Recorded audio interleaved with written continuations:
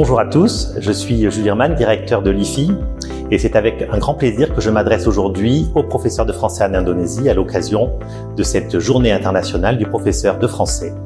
Je souhaite rendre hommage au beau métier que vous avez choisi d'exercer, celui de transmettre la langue et la culture française en Indonésie.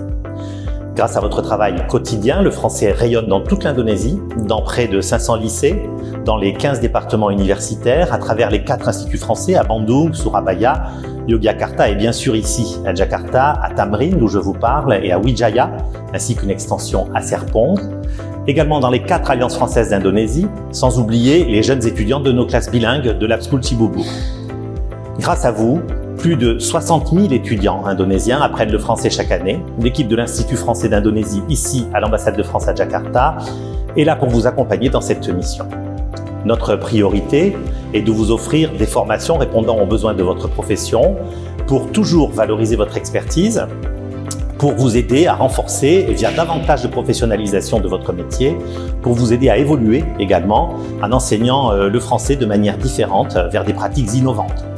Depuis 2023, que vous enseignez dans les lycées, les universités ou au sein de notre réseau, vous avez été près de 300 enseignants à participer aux sessions de formation organisées par l'équipe de la coopération pour le français, formation en France ou en Indonésie, en ligne ou à présentiel.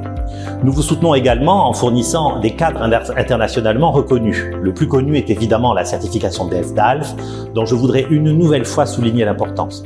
Diplôme délivré par le ministère français de l'Éducation nationale, valable à vie, reconnu dans le monde entier, cet examen valide de manière très officielle un niveau de langue française qui permet à vos élèves d'envisager des études et des carrières à l'international.